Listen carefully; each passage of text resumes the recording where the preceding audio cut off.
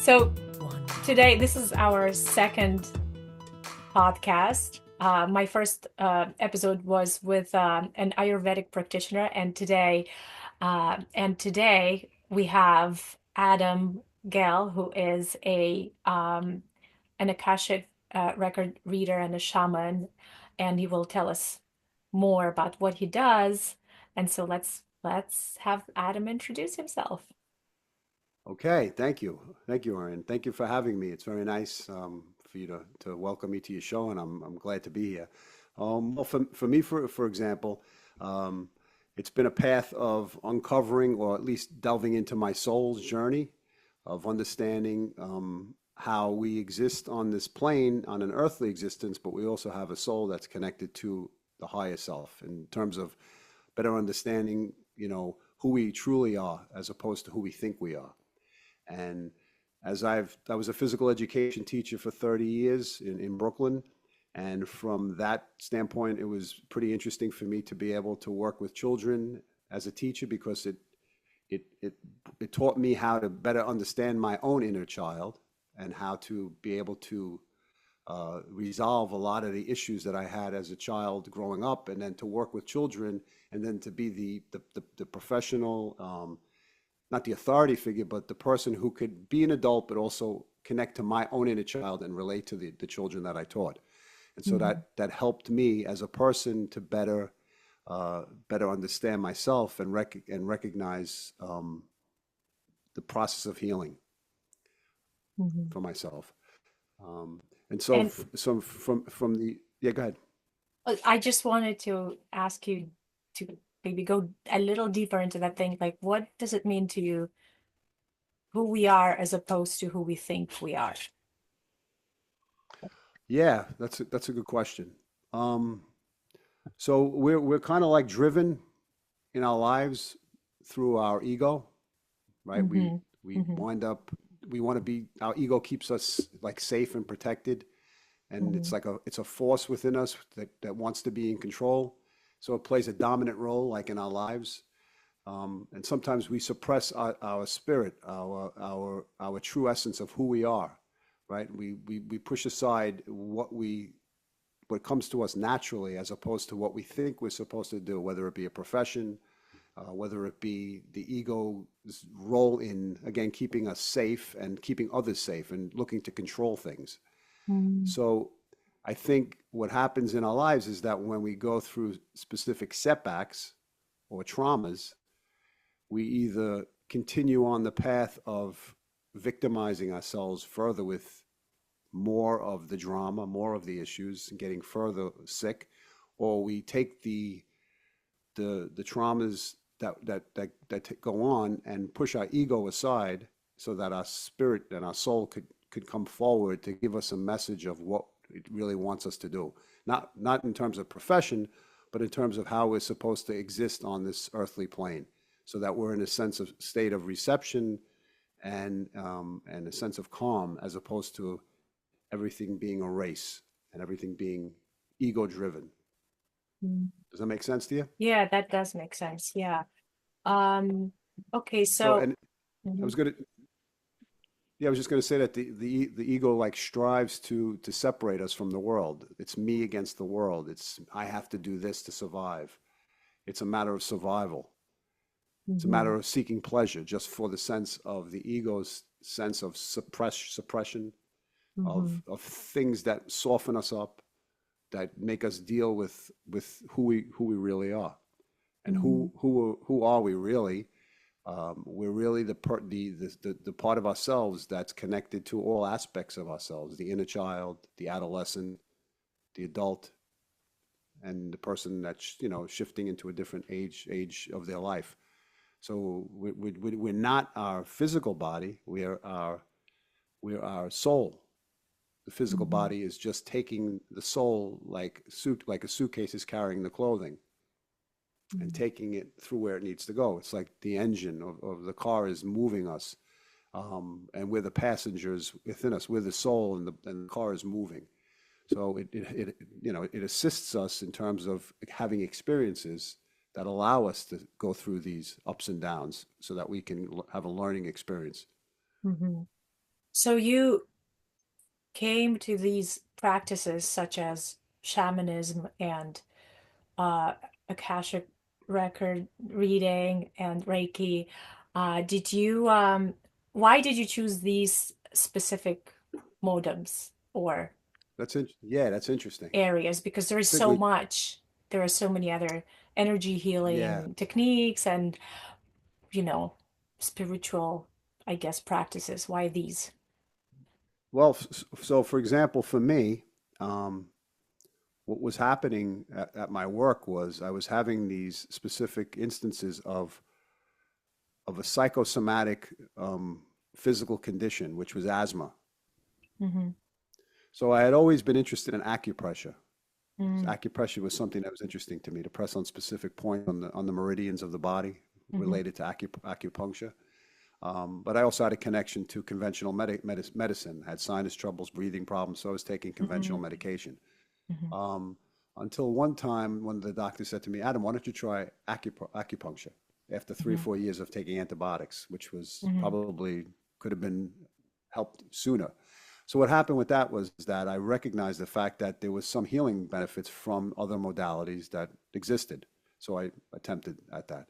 But what really took place was at work, I was having breathing problems every time I looked at the vent in the building, in the school, in the gym.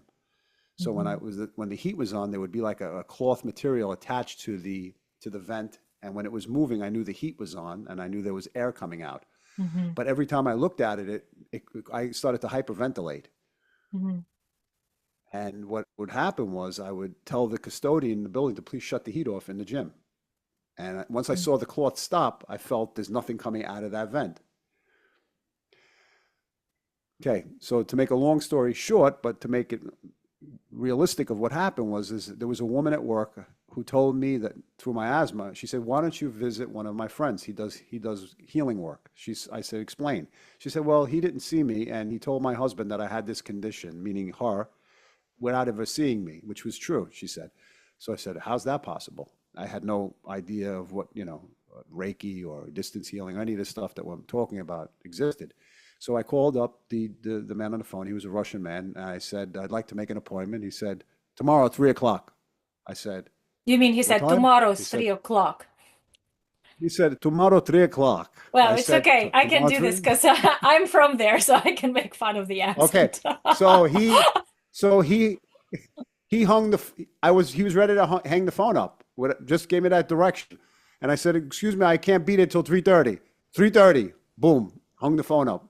Hmm. He said to me before that, he actually said to me, "You have asthma." Actually, he said, "You have asthma. Come at 3:30." It was true. Wow. I didn't know what to expect, and I felt undressed, not knowing how this person knew exactly what was going on with my physical body. Hmm.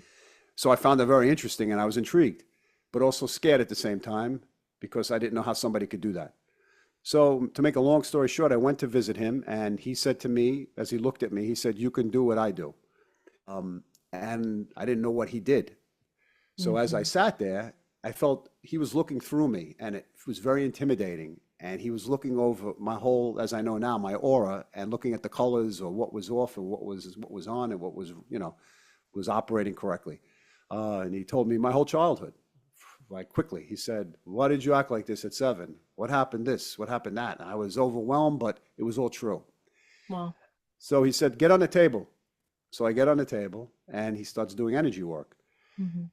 Energy work insofar as Reiki, distance Reiki, other modalities that existed that people maybe are aware of or not. And anyway, I sat there for an hour with certain music, frequency going on, and I felt like I was shifting on the table. I was moving while he wasn't, he was a distance from me. I felt like I was levitating actually. Oh. So what happened was after that, I started to see a shift, a change in my physical body. I started feeling better and more energized. Also, more of my issues, emotional issues were coming forward. I did that for about a year, and he would eventually tell me, he said, you had something in Germany. And I said, "What do you mean?" He said, "You were in Germany sometime before this life." Hmm. And I left it at that. I would go to him year after year, and during while I was going to him, I somehow stumbled upon the Akashic Records. Maybe it was supposed to be in my energy field, something that I was supposed to learn. Mm-hmm. So I had a reading done by a Mm-hmm. woman, Gabrielle Orr. She gave me a reading and she said to me, "You know, you were in Germany in the past life. Mm-hmm. Um, you were in the concentration camps as a Mm-hmm. doctor." And I said to her, "You know, I have a fear of the vents in my gym, Mm-hmm. and I couldn't look at them because I didn't know what was coming out." And I had goosebumps because it was so, it resonated so strongly with me. She said, "You were a doctor, you were well liked, you were taken from your family in Berlin to, not Berlin, she didn't tell me where. You were taken to a concentration camp near Auschwitz, and you were one of the doctors there, Mm-hmm. Jewish, a Jewish doctor." And I was like blown away. And I had always had a fear in this life of wearing striped pajamas.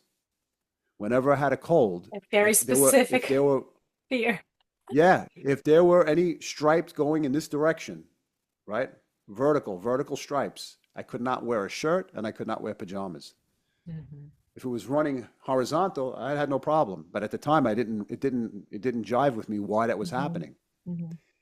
So once that happened, I wound up becoming intrigued, and obviously, I was like felt like I was in a time warp. I didn't know where I was. Mm-hmm. I had lived. My first wife was German in this life. I Mm-hmm. lived in Germany for a year. I spoke German fluently within that year, and people were asking me, "How do you speak fluently so fast?" And when I was there in 1987, I felt like I was home. Mm-hmm. At the time when I was there, I would meet all German soldiers who would come up to me while I was 21 and start speaking to me and telling me their military life, Mm-hmm. where they were, where they fought, and everything else that existed. Mm-hmm. Meanwhile, I had no clue of my Russian ancestry in terms of the connection towards my grandfather's a Russian soldier and the Jewish background and I mean, the Jewish background I knew, but other stuff not. So eventually, what happened was after this reading, I became intrigued that I said, if this is possible, then I'd like to do readings for myself and for others. So I wound up doing my own reading for myself for the Akashic Records, and I heard and I saw the family that I belonged to in Germany. I heard Berlin, that I had a German mother and a Jewish father, and I heard names when I opened up the records. Um, and I left it at that. I wrote it down in a book and so on. I wound up doing a healing for a woman via Zoom, and she also read the Akashic Records. And what happened was I did the reading, and at the end of the reading, she stops and she says, or the healing, she stops, she says, "Wait a minute, I have to tell you something." I go, "What is it?" She says, "I know you." I said, "Where do you know me?" She goes, "I know you from the concentration camps.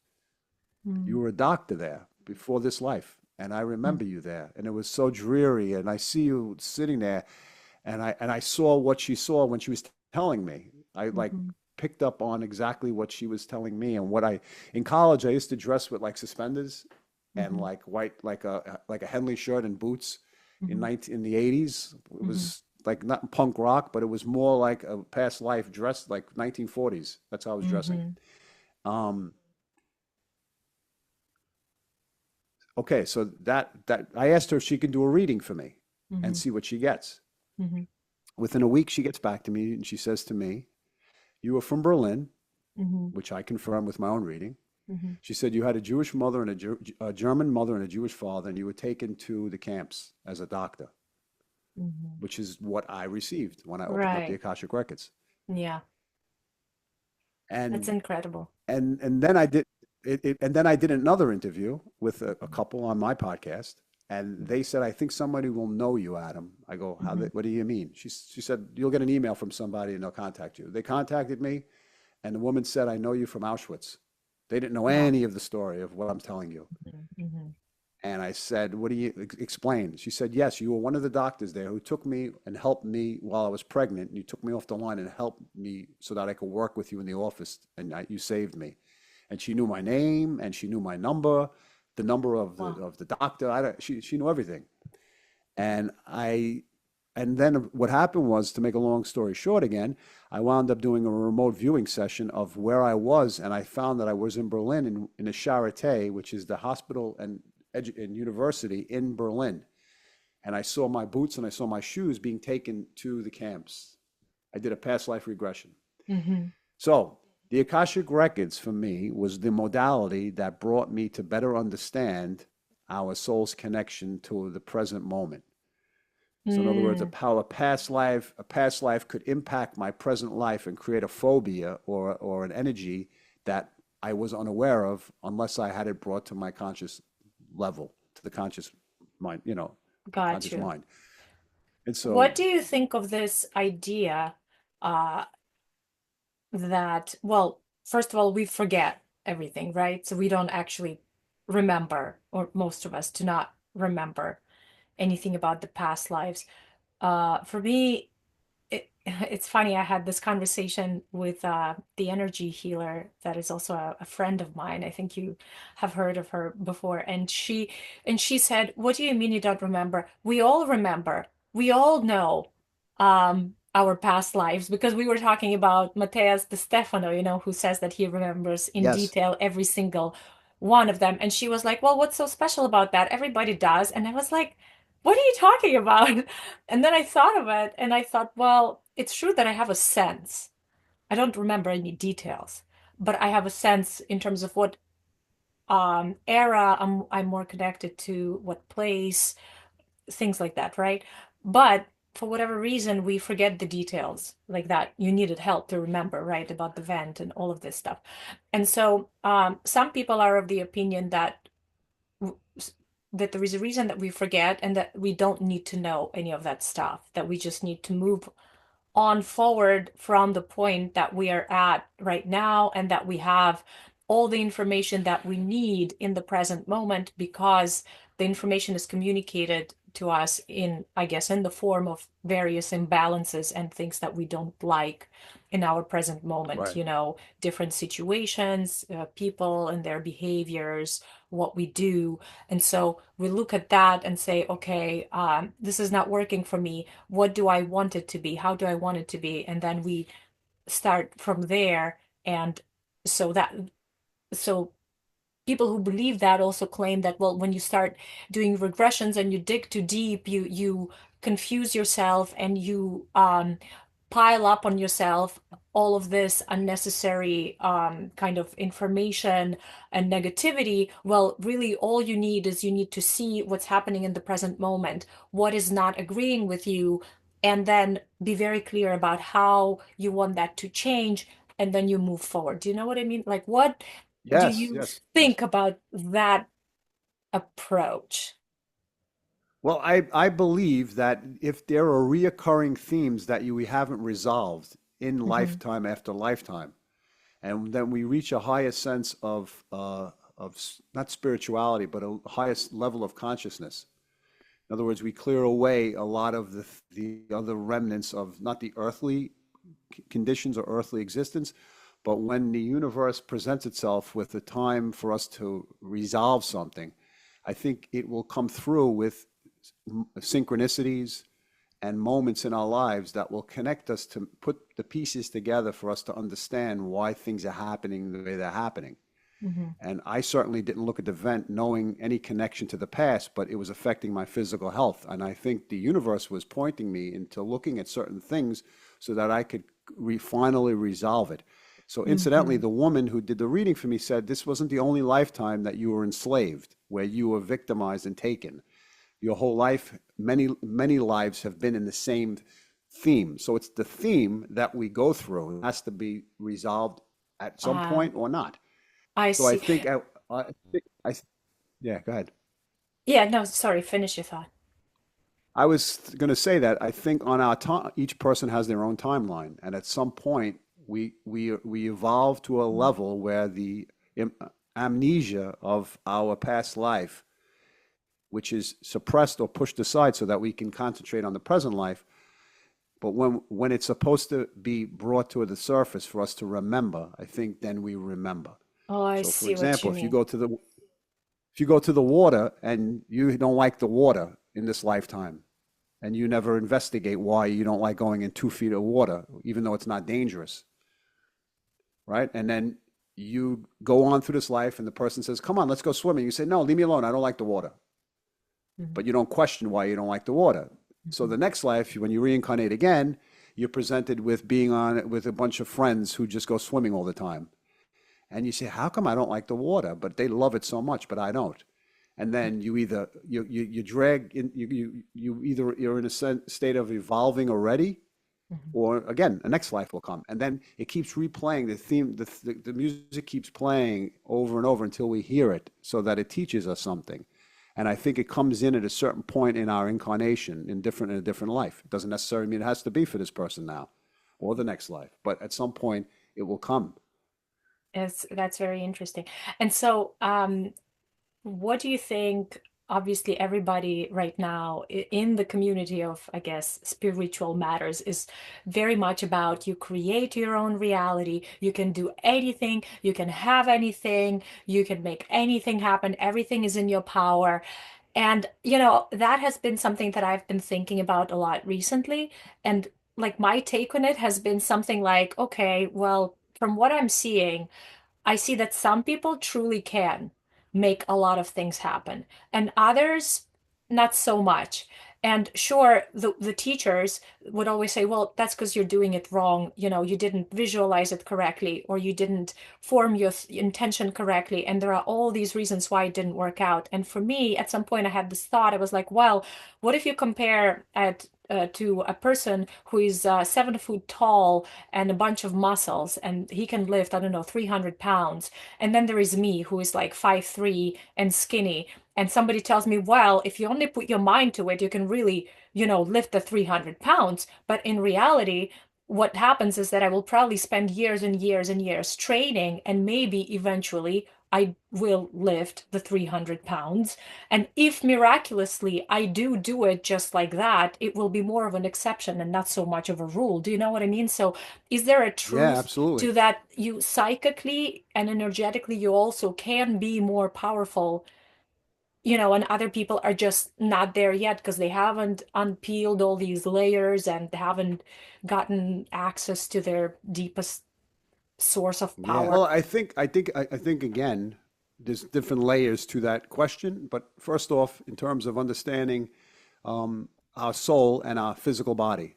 So our physical body, we have an attachment to the ego, and what the ego wants is instant gratification. It wants things resolved. It wants to receive things. It Hmm. wants whatever it asks for to come its way. But I think the soul, which is more of a receptive energy, an energy of calm and peace, and of of of what your soul needs, may not be exactly what your physical existence needs. And while that is not answering the specific question, it's part of the equation of understanding that sometimes we want things, but we're not necessarily geared to doing that specifically. And it doesn't have to be doing something, but also receiving that. So if a person, for example, wants to do healing work and they want to gain a clientele of people, it doesn't necessarily mean it's going to happen because you ask for it or you're in the energy of it, which is what many people say when manifesting. You have to make it as if it happened already, and you're in that energy of receptivity and you're receiving it. But there's also a part of in life of timing. And there are other things and variables that come into play before a person who's 7 feet lifts 350 pounds, or the person who's 5'3" and lifts that weight. There are other things that need to be taken care of that are more important than lifting the weights. So sometimes Hmm. we set the bar on something that we're really not prepared for. The other things that we need to work on that the universe is presenting with us, Hmm. which may be our interaction with somebody, or it may be a lesson of compassion, or it may be something else that comes in the way of what we're looking to manifest or to create. I think I think that's one of the things, one of the variables that come into play as it relates to receiving. Let's say I want financial gain. I want to get that job. I want this. I want that. Well, I think as long as we're doing all the necessary things and in a positive mindset and a positive frequency, I think we will receive that in the timing, in the time it's supposed to happen. But Hmm. along the way of being in the state of receptivity and waiting in peace, other things then come in the way that bring us a sense of joy that we didn't expect when we're in Hmm. that calm. But when we're Hmm. in the state of I want it, the ego state of Hmm. having to have that need, we lower our frequency and we lose the manifestation. The Mm-hmm. patience, the timing, all the variables take place. But I Mm. think that we can create, some people are manifestors. Some people have life code numbers that they're just, their frequency manifests, they create. Some people create, some people manifest, some people try all the time and they run from one thing to the next, but they can't get it going. And is that It part doesn't of necessarily, kind of karma or part of I their think it lesson is. that they're learning? Like, do you know, because recently also I hear a lot of that idea that those rules do not apply anymore, that the astrology and numerology and all of these confines that we have, oh, a certain number, the stars, the way they aligned at our birth time, that all of those are not applicable so much anymore, if that we can, in other words, exit these rules much easier if we become kind of more conscious of what's going on and be like, okay, actually I want this. So the fact that I was born a Pisces and I'm always in the dream world, you know, Yes. doesn't matter. Right, right, Put right. this to the side. I want to plant my feet deep into the earth and become this, I don't know, big finance person or something. Like, is Right, there a right. truth to that, that recently there has been some kind of change in that direction, or is that just wishful thinking? Well, I'm gonna touch upon this point, which I think is very interesting. I do what are known as soul prints. Hmm. Soul prints. Soul Hmm. prints are your fingertips, the fingerprints, and the 10 fingerprints. If we were to take a 5-year-old or a 6-year-old or even younger and have their put their fingerprints down and and print and analyzed, you would see exactly the life path of the child. Hmm. You would see the school that they belong to and the specific lessons that they will learn based upon their fingerprints. Hmm. And it exactly tells you what school. So there are 4 schools. A person will be either in a school of love, a school of service, a school of peace, or a school of Okay. wisdom. Hmm. And in those specific schools, the person's personality is laid out. It doesn't necessarily mean that they can't be something else, but in order for it to jive with what their soul's purpose is, the way their river Hmm. flows, instead of Hmm. going against the grain of the river, if they flow naturally, understanding what their talents are or what they're supposed to be doing, then it makes it a lot easier for a parent to parent a child, for an adult to understand themselves without being resistant and fighting their way through distractions and through the chaos of trying to navigate. So I think Okay. that we're born into a certain path. It's our choice whether to go with the flow or to be resistant towards it. Doesn't Mm. mean that you're stuck in a profession, but it Hmm. tells you the webs and passageways that will navigate you to the purpose of this life, or what your fingerprints are telling you. Just like the Indians have the Nadi prints. The Hmm. Nadi prints are like 130 specific prints for a male and 130 prints for a woman on the thumb. Hmm. And everybody belongs to one of those 130 thumbs. And the nadis are read. They know who you're married to. They know who you'll be with, who you won't be with, the name of your children. It's all written, and it's a specific type of. It's amazing. So if I were to understand that concept, then it Hmm. would show me that certain things are already laid out for us, even though we Hmm. have free will. There's a certain path or trail that exists for us. And I think sometimes, because we have the opportunity to daydream, we sometimes think that we have free will, but the larger portion of it is being moved for us. We're in that little boat, but the sides are moving the way it wants to move it to get us to a specific place, even though we're in that river floating free will, moving around. Hmm. Yeah. Yeah. Yeah. And It's, it's hmm. it's not to take away from the power of manifestation or the ability to create, because there are synchronicities that we can create with our mind. We can send out a frequency, we can send out a thought pattern, and we can create what we want. Um, the thing is the universe, I think, has our back in stopping us or guiding us for what's really best for us. Hmm. I'm looking at it from either profession or the choices we make in life, as opposed to just manifesting specific. Like, I know people who they needed like $80,000 for their kids' college. Hmm. And this gentleman wound up going to work one day as a construction worker and broke the wall open and found cash of $75,000 in the wall, And he brought it to the police, and the police said, what do you want us to do with this? He said, you found it, it's yours. And he Wow. actually put that thought into the universe. So But is then it you luck? see, but then you see, to me in this case, it meant it means also that that money was supposed to come to them easily somehow. Because if his lesson was Right, right, elsewhere, where either right. his kid doesn't need to go to college or not to this college, or that the money had to play some kind of different role, it wouldn't have happened. I know. Do you know what I mean? Absolutely. And that's what Yeah. sometimes I get really confused with, because then I'm like, but what's the point then of trying to set an intention and manifest if things that will happen, that need to happen, will happen anyway, and the ones that are just not meant to be, it's just not gonna, you can manifest until you turn blue and it's just not gonna happen. I know. I think what I think is I think as human beings, we become preoccupied with being in the moment.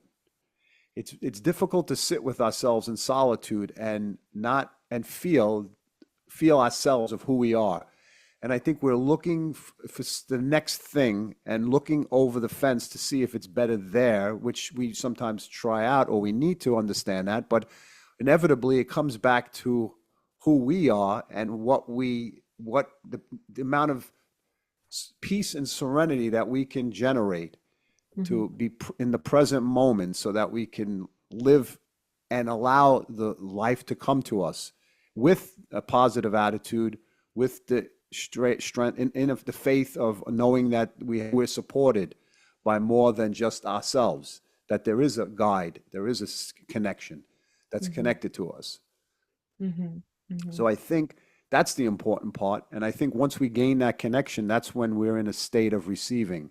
When our heart is open, that's important. The heart has to be open, being grateful, but not just saying you're grateful, actually being able to feel you're grateful.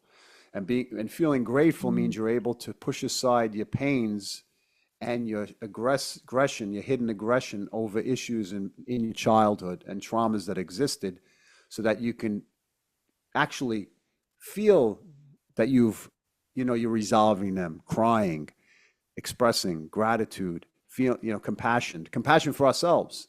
Mhm. I Mhm. think once we gain compassion for ourselves, we're in more of a state of receptivity because we have gratitude, graciousness, because we feel that we don't have to be perfect to be a human being, and that we can feel our pains and express our pains, whether to somebody or to ourselves, and still love ourselves.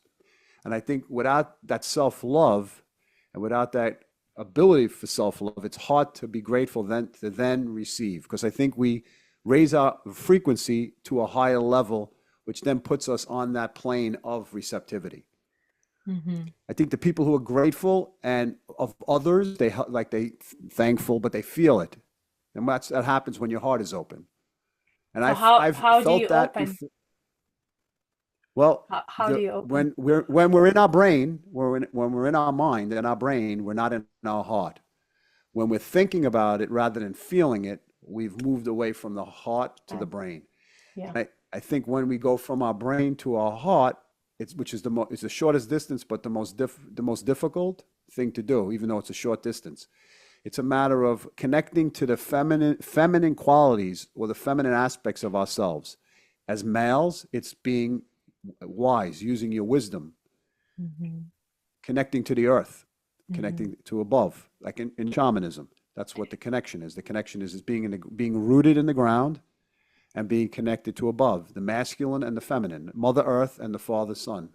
So when we Right. connect it to two, it's having a flow. Sometimes people, when they become spiritual, they just go up into the clouds. They think they're up Mm. here, they're in a higher Mhm. realm.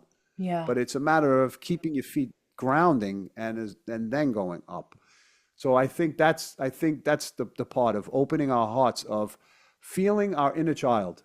I think Mhm. connecting to our inner child, which is part of the shamanic tradition of soul retrieval, of Mhm. going back to the wounds that we've experienced, connecting to them if we choose to, or having someone Mhm. like myself, like a shaman or someone else, who sees what happened and tries to help them bring that aspect, that fragmented part back into their soul so they feel more whole and more complete. So And I think when we do sh that, our heart becomes good. becomes, yeah, sorry, finish. Yeah. No, I was going to just say that that's in essence, I think it's important for us to connect to our inner child. I think when we're in an inner child mode, we're happy. We give the child its day, and the child gives the adult its day.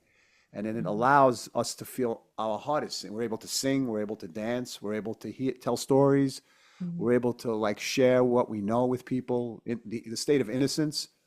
I think Mhm. being in that state of innocence and wonder brings manifestation.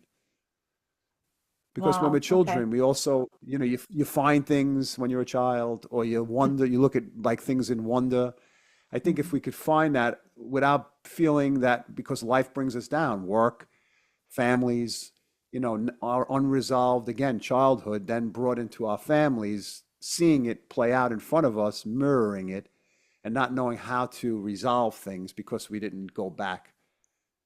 And that Yeah. doesn't necessarily mean a person has to go back, but I think it's important when a person's ready. So To. for me, that's what the Akashic Records did. The Mhm. Akashic Records brought me to that place of not only connecting to my child, but more so me in another life. And I had more compassion for myself. And by having Mhm. more compassion, I had more love for myself or understanding for myself, which then transpired to other people to understand their pain and trying to help them find their wound and trusting to hear what the wound is and feeling it. Mhm. Got you. Okay, so yeah, and so now I understand because I did have this question about how Akashic Records can help because from what I heard from I have one friend who did a very extensive reading and there was just so much there. She received a PDF document of pages and pages that it was just so confusing, you know, it was all this information that I was like, well, what is she supposed to do with that, you know? And I think she felt similar in some ways. You know, she also learned something about the past lives, but she was like, okay, so what does that mean? Yeah, it's not just, You know, I think I had one done, I think it was like years ago, right, with you. And I yes, think my question was not about the past, it was about the present and the near future. I guess I don't remember, but I remember the information that you gave me, which was accurate. I also was like, so what am I supposed to do with it? You know? yes, yes, yes. Well, what's interesting is so the Akashic Records is not past lives; it's present life and it's future possibilities based upon the present moment.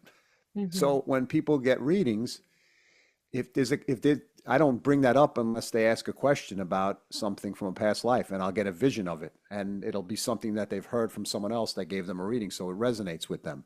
Hmm. It's the theme of the past life that's playing out in this life that's affecting them that they may not be aware of, Hmm. that they're repeating. Hmm. But when it's brought to their attention, again to the conscious level, it becomes something that's relevant. But Hmm. the Akashic Records has it's relevant insofar as a person wants to know how to. It's so the Akashic Records questions are not ego-based questions like will I get that job? Yes or no. Hmm. Will I have that relationship? Yes or no. Will I be here? Yes or no. Or it's more or less what do I need to do to get that job? How do I go about getting that job? What do I need to do to maintain that relationship? What do I need to do to focus in on my career? Those kinds of questions, when they're asked, that's when they're specific, that's when information comes in very clearly. And I see or I hear information coming through. I'll see a picture, a holographic picture, and I'll pass it on to the person, which will resonate with them. So, for example, I had a woman who is opening up a beverage shop in Portugal. She lives in, I don't know, she lives in the States. So I Hmm. see soda. I see soda and I see her by the ocean. And I said, I see you having something to do with soda by the ocean, like a stand. And she says, that's exactly what we're doing. We're opening up a beverage place, like a cafe that serves a specific type of beverage by the ocean. And I said, it looks like Spain. She said, it's Portugal. Hmm. So that information was relevant because it was in her energy field and it was Mm-hmm. something that was there, probably needed to be fulfilled. Mm-hmm. A mission or something that was already presented from the records. It didn't happen yet, certainly, but I Mm-hmm. saw it. Mm-hmm. So I'm reading the information in that person's record. In other words, once I open up while I'm in the process of reading a specific prayer, which is a connection to the Akashic Records, the prayer itself is an Aztec, Inca. It's from the, I think, the Aztec world. It was transpired over into Spanish, and then it was transferred into English by this man who translated the Akashic Records from Spanish into English. And through that specific prayer, when I read it, as soon as I start reading for a person, I'll get an image right away what the most important theme is in their life at that moment. So I did a Okay. reading yesterday, and I get a theme of a woman. I did a reading for this woman yesterday. I get a woman. A woman is approaching her door, and I said, "There's somebody that's pressing you for your to pay your rent." It's this woman that keeps coming, and she says, "Yes, the landlord, very stingy for money and wants this." And this kept coming up. This image kept coming up, and it was an important part because the woman who I did the reading for is a healer, and I said, "This woman who's doing this is actually looking for your help. She's coming to Oh. actually get help from you, but doesn't know Uh-huh. how to verbalize it in some way because she's in charge of it." So it helped her understand that. Then I saw visions of other things. So it doesn't just have relevance for the past, it has relevance for the present, and it also has relevance for the future. And it also has relevance for the people we interact with because I see the people that people are interacting with, if me the name, and it tells me the dynamics of the things, of the interaction, of the energy, positive, no good, or whatever it may be.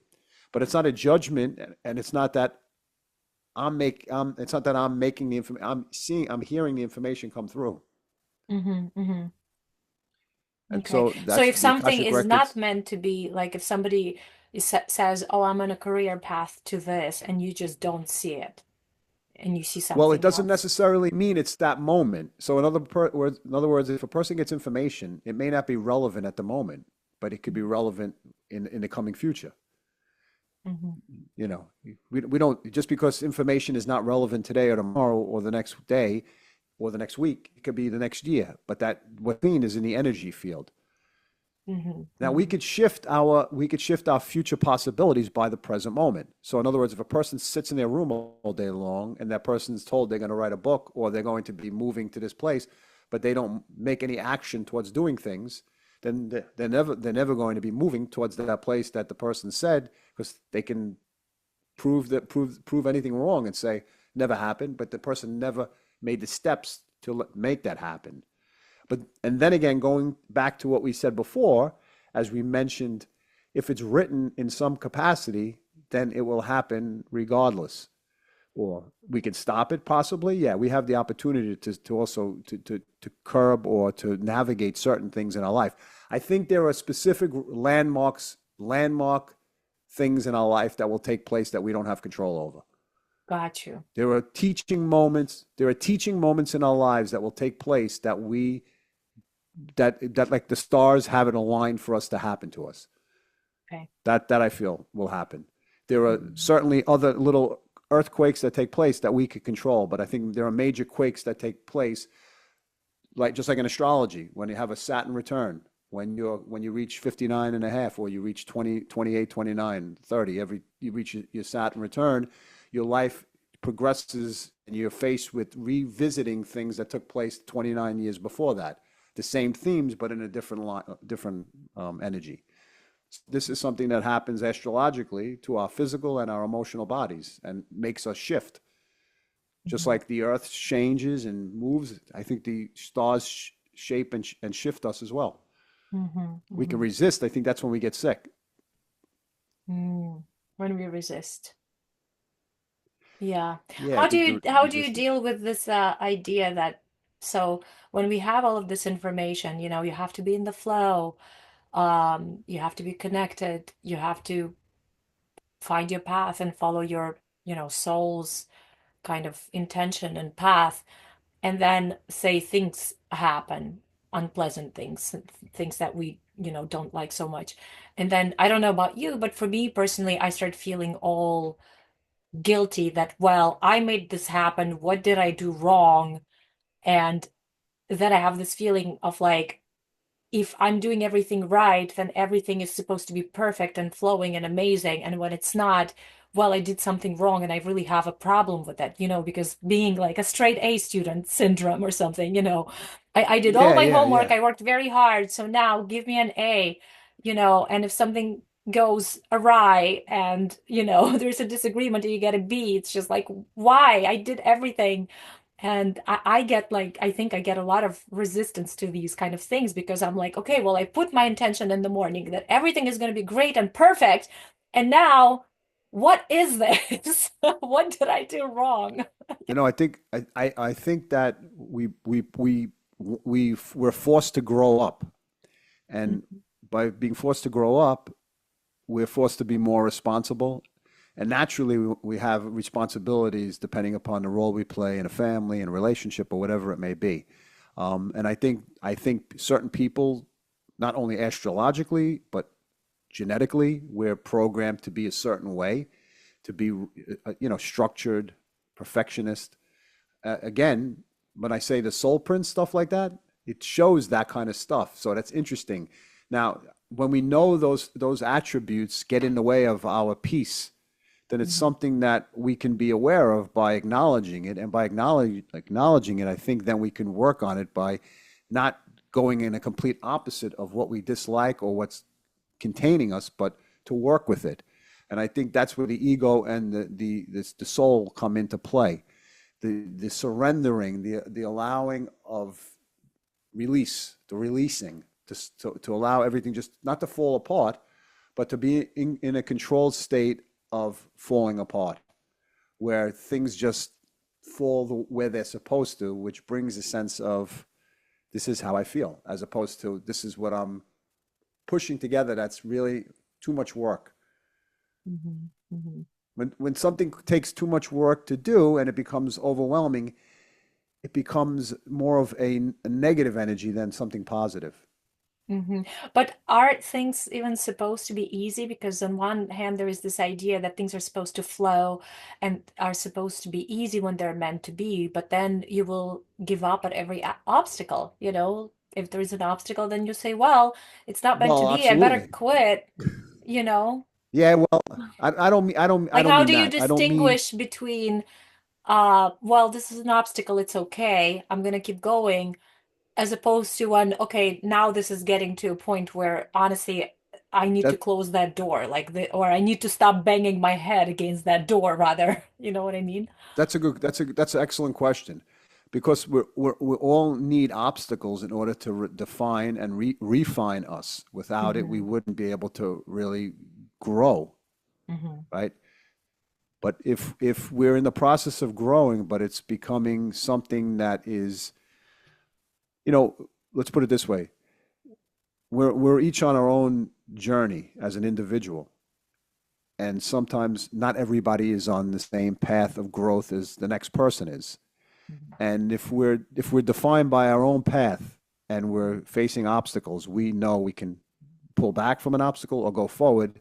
And it depends on the person's resiliency or desire to grow. If each setback is really a spiritual growth, difficulties help evolve. Hmm. So I understand what you're asking. You're saying, how would a person evolve or grow if they don't never face their difficulties, or they just want everything easy?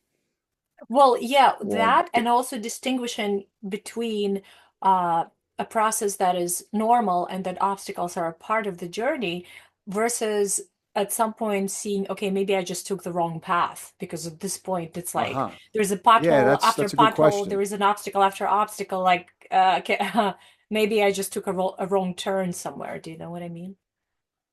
Yeah, well, I would say that sitting with ourselves in solitude and Mm-hmm. listening to the answers that exist. Now, this is not a runaway or an excuse from avoiding this question, but I think it's important for us to sit in solitude and actually listen to the answers that we can get, because it's very possible we get answers. I mean, you can hear things, you can see things, you could ask a question and see what the answer is. Is Mm-hmm. this for my highest good, Mm-hmm. or is this something that I am codependent upon in order to just keep things the way they are? Mm-hmm. Got And you. we all go through that. We go through that trial and tribulation of life. I think I think we'll know we so here's where it comes into play.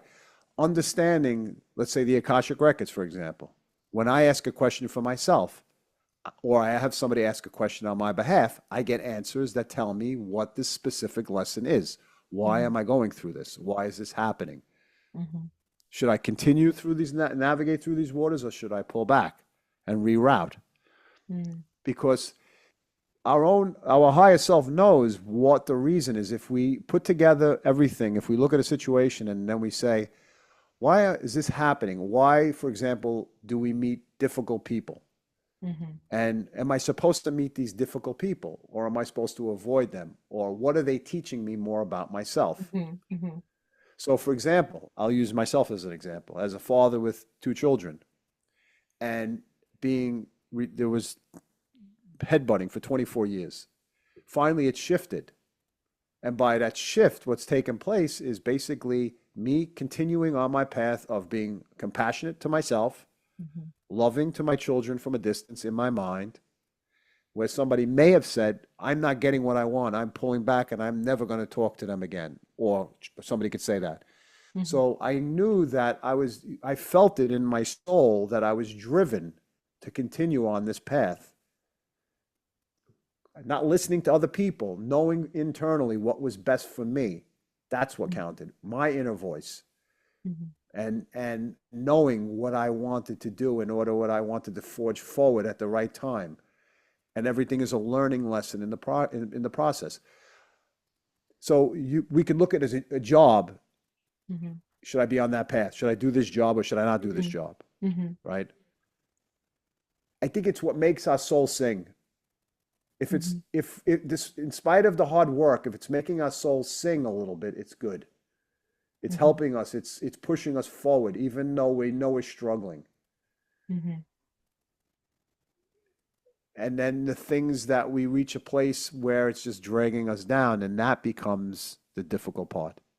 The part Mm-hmm. where we forge ahead, but we know inside of ourselves, like you could say, all right, you're in this person's in this relationship, Mm-hmm. and is there something in this relationship I'm supposed to learn from this relationship by engaging with this, or am I Mm-hmm. supposed to get out of this because it'd be easier and less stress? Mm-hmm. So I so when it comes to that, I think that when we resolve our own mirrors, the dark shadows of ourselves, and we understand them all, or try to understand them all, they no longer reflect back to us by other people. Mm-hmm. Mm-hmm. Yeah, right. Yeah. And and so that's something like in terms of like that end of it. When it comes to work, um, like for example, being working for a boss who's a narcissist Mm-hmm. and facing narcissist energy in my life, or other people facing that energy. What was it that I was supposed to learn or go through in that experience? Mm-hmm. And I think when you make that quick decision and say, no, I'm going to stay and I'm going to keep doing it, there's a soul lesson despite it being difficult or Yeah. challenging. Mm-hmm. Yeah. I understand what you mean. So going into like shamanism, Yeah.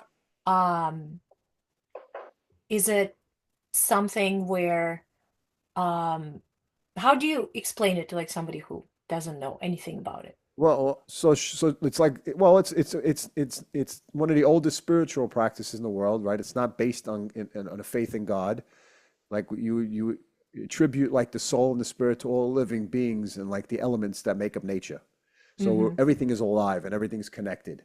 And Mm-hmm. when we're alive, we look at everything as if it's alive. We see the grass, we see the Mm-hmm. animals, we see nature, we see other people's suffering, we see people's problems, and we're there to help them and walk with them together Mm-hmm. to a sense of peace and to help them understand their journey, to offer them wisdom from one's own suffering, to not use your pain as something to forget about, but to use your experiences as a teaching tool for others to help them along the way.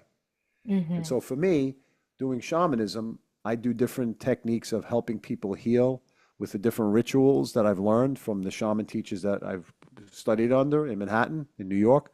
Um, and there's something called Olympia, which is a clearing of the etheric body, the different energy bodies that exist around us. That Mm-hmm. we have the physical, the emotional, the mental, and the spiritual. And what you're doing is at different ranges outside the body. There are certain energies that get stuck to different aspects of our body, whether it's a physical or it's an emotional. And where it is what the healing does is it clears away these energies that exist. Mm-hmm.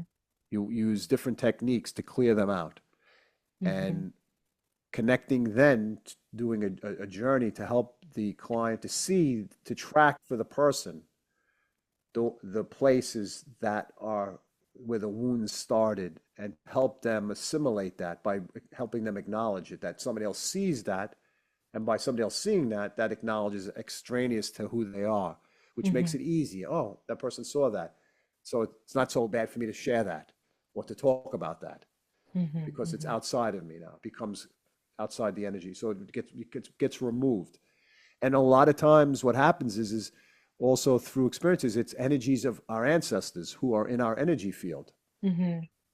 and what they're lurking around. I read an interesting story from one of the shamans that I know, and what happened was the person was drinking alcohol and became an alcoholic and couldn't Mm-hmm. stop until he walked into the room and the shaman saw the grandfather's spirit, an image of the grandfather drinking behind him, and removed it, removed the thought Wow. pattern, removed the energetic pattern, and the person stopped drinking.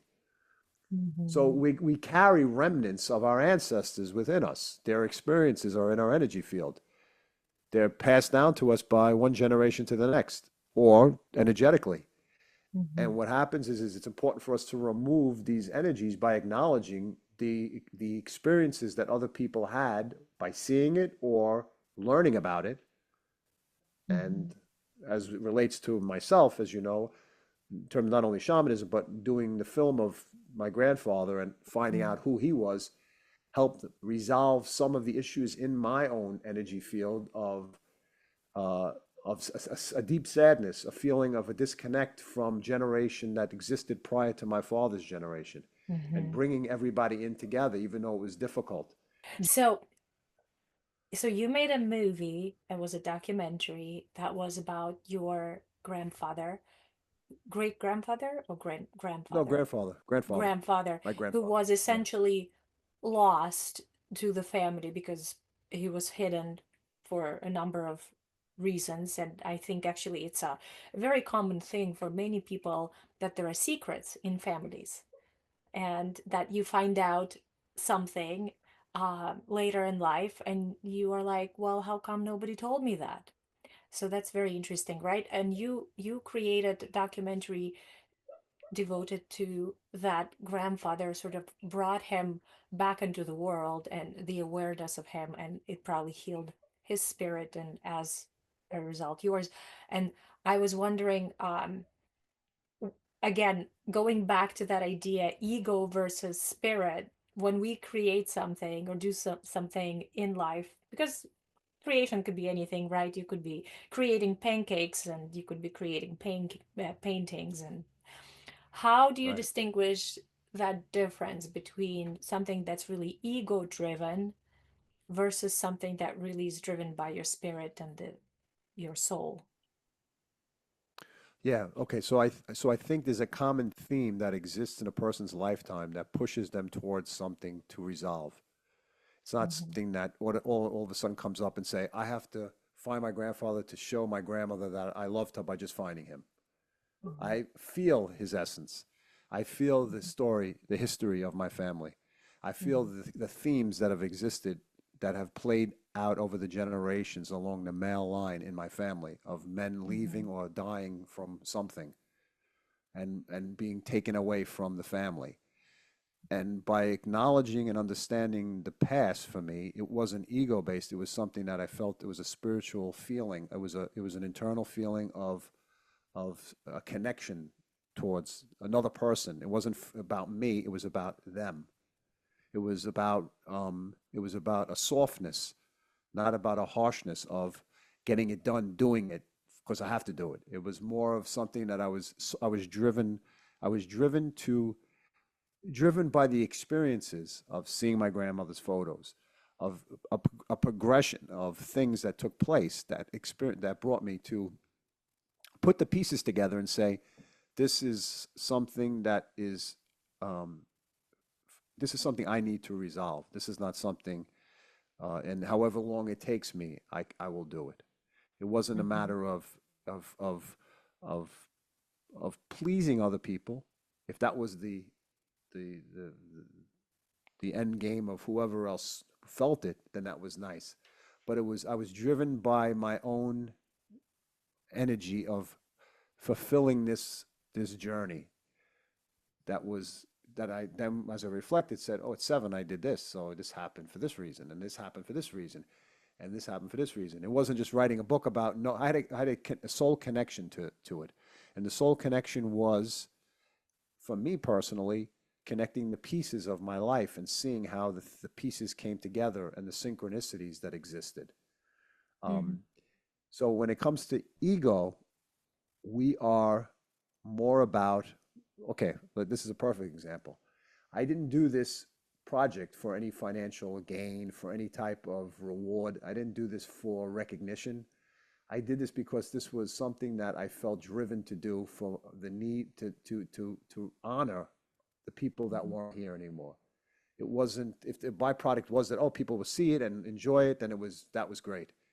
But Hmm. it was driven from purity, from my own pureness, and from my it was driven from my heart. That's how I knew it wasn't ego based. Hmm. Hmm. Ego But based would have is been that a feeling? Is that, do you know what I mean? Because I guess it's some things you can put into words and some things you can't, but if you feel authentic about what you're saying, then you know it's coming from your heart. And I'm speaking from authenticity and I'm speaking from how I really feel. I have a connection to it. It's not something I just fluffing up with words. I feel it. mhm, I feel it with passion with what I'm saying.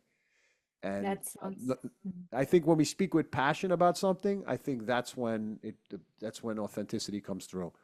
When we're not Ah, concerned with uh-huh. how we're judged about something, I think we're more concerned about how we honor something like a legacy or a story or a teaching moment. I mean, depending Mhm. upon the genre of what somebody's presenting.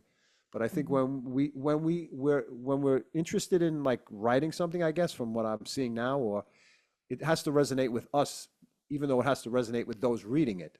But we have to be the Mhm. first person to be able to have a connection to it. Yeah, And I think and that enjoy it. becomes more soul based as opposed to ego based, where a person will say, I'm just going to write this because it pleases the audience, but it really doesn't do anything for me. Of course. Yeah, yeah.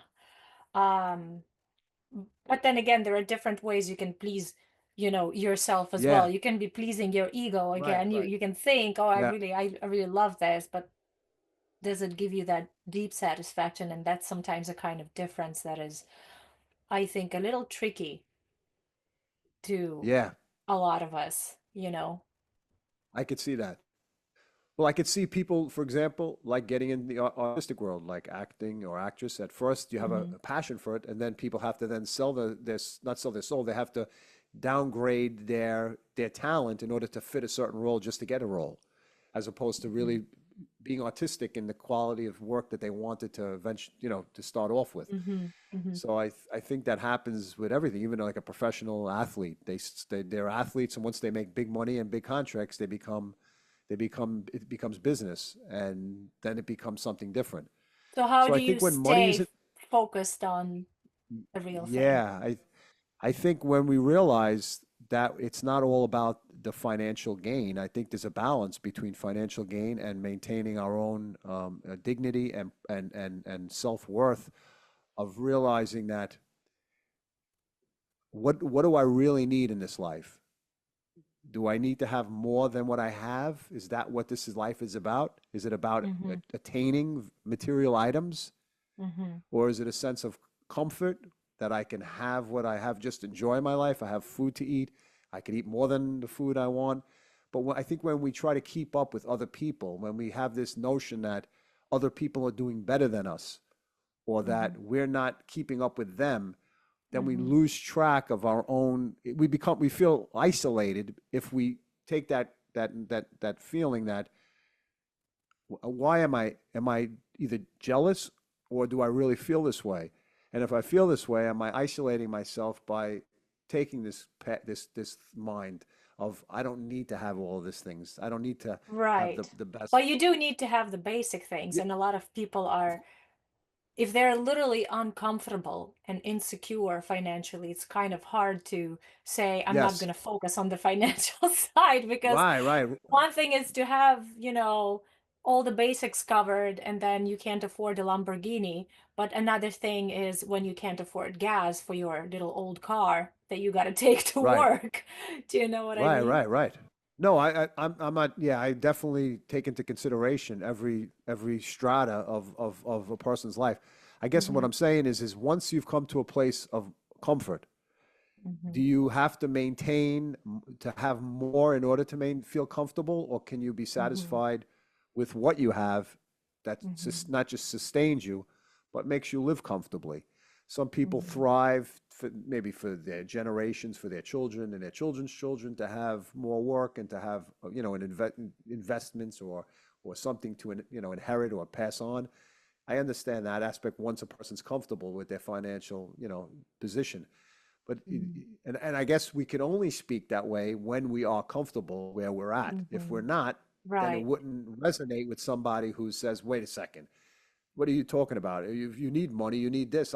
What I'm saying is that when we're at a level where we want, or we need, we Hmm. look beyond that Hmm. necessity of wealth instead of Right. And so instead what of is the advice for those who haven't reached that comfort level yet? Because that's like a huge theme in it's general. important to not give up, I would say. To not give Hmm. up, to find your calling, which when you find your calling, that's when you find more of things become easier. So Hmm. if a person is a painter, then Hmm. that will push them and lead them towards their calling of what they are. But it's a Hmm. matter of not giving up on your passion. Hmm. And also, Is if it that is doesn't, it possible that somebody is not well, giving up on their passion and they're doing what's within their passion, and yet it's not bringing them any financial gain, or well, it's that's not that's bringing the them other side of enough? it. So right, I understand that. So what I'm saying is that not to give up on that, to maintain a connection to that in some way that's not going to bring financial gain, but then time is an issue.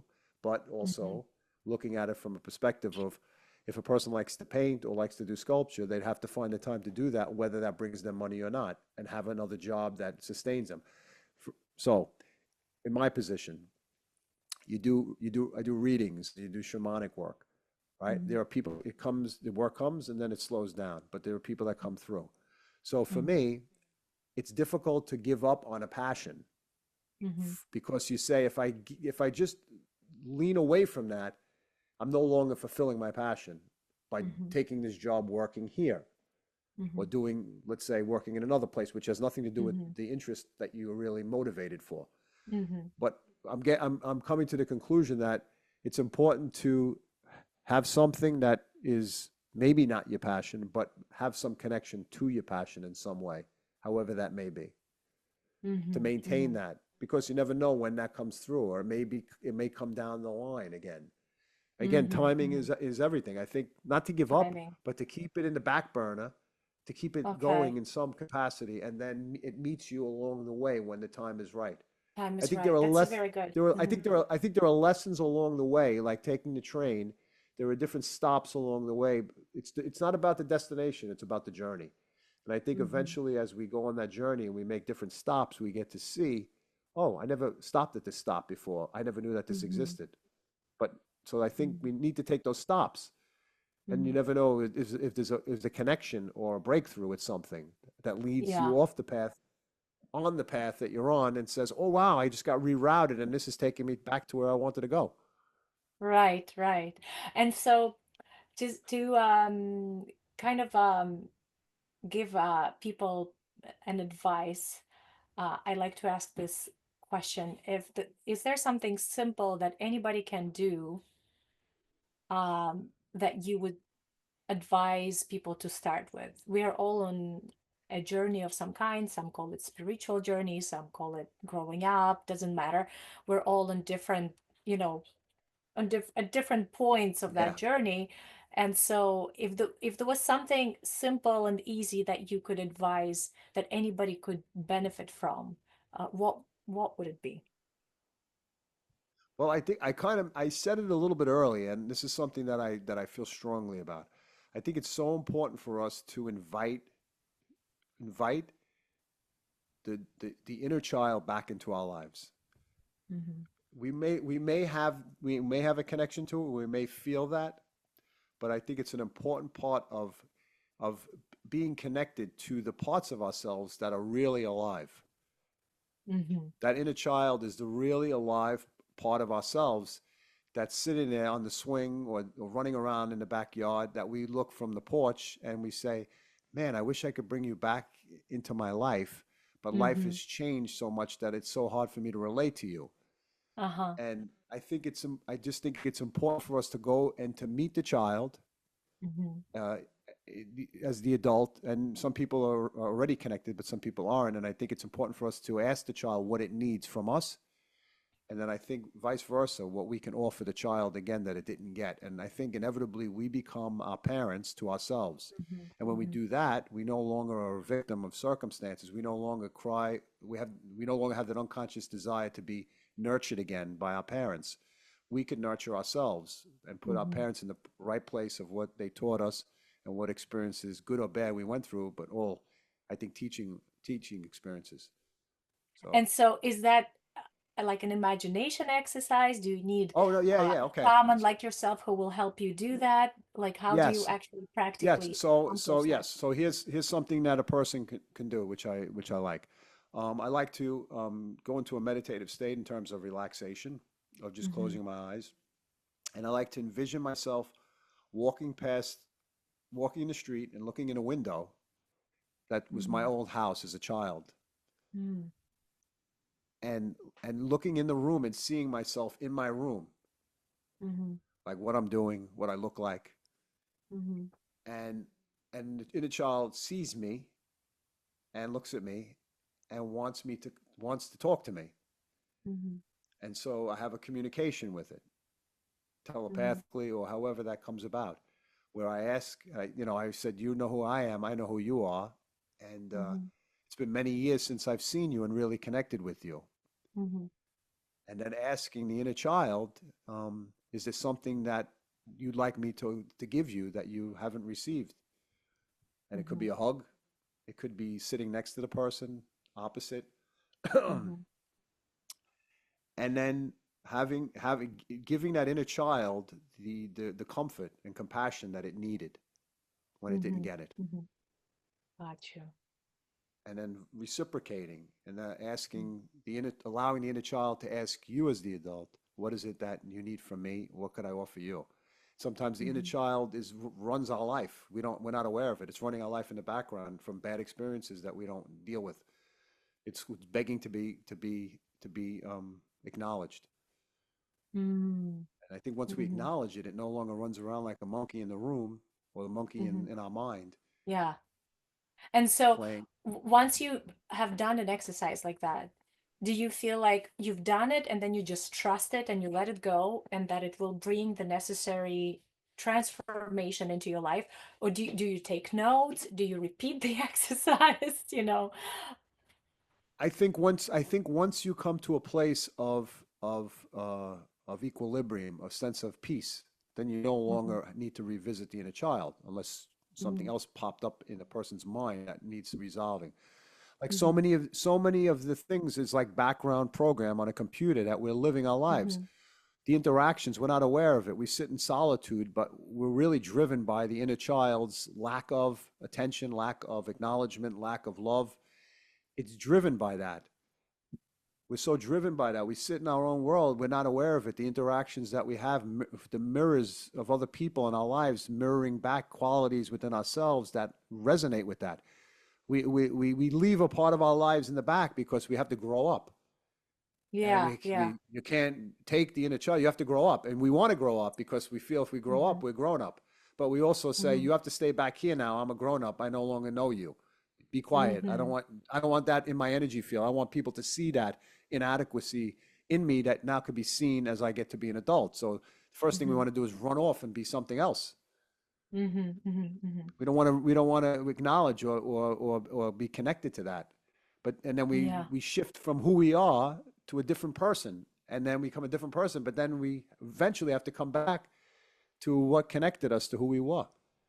I know I've experienced that certainly in my life, and I know that the part that the adults didn't like because I was questioning, because I Mm-hmm. was getting in the way of dysfunction that didn't want any interruption. Mm-hmm. It Mm-hmm. was like, get out of here. So you feel like you're annoying.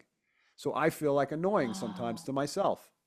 So I'll sit oh, in that's interesting. solitude and I'll feel like, I feel like I need somebody around me that can resonate a distraction for me so I don't feel this. Gotcha. Otherwise, I feel this too much. And I will say, oh my God, I feel like I'm in somebody's way. And then if they say, Wow. how come you didn't do this or how come you didn't do that? I even feel it even more because it Mm-hmm. confirms is in my energy field. It's something I am giving off. Of course. We don't That always makes so speak. much sense. Mm-hmm. Yeah, we don't always speak it. We sweat it out. It sweats out of us. And Yes, then we people vibrate feel it. it, we radiate Yeah. it, and then we get it Absolutely. And back. when there's That somebody in our is, vicinity, if there's somebody in our vicinity, it reflects back, like it hits it and comes back. If there's nobody there, we don't feel it because there's nobody to feel it or to reflect mm-hmm. it back. So sometimes you're in a bad mood, but you're okay with it. But if somebody walks in the room, you really feel it because, excuse me, Mm-hmm. because Mm-hmm. it reflects back. Yeah. That makes so much sense. Well, that has been really a great, great conversation, and I hope we have more.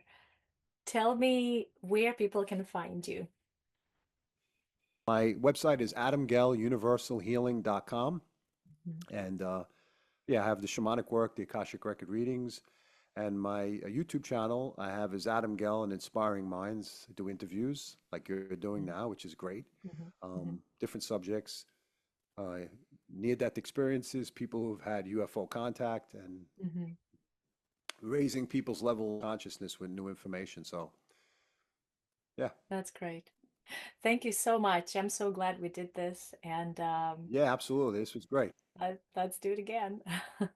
Absolutely, absolutely.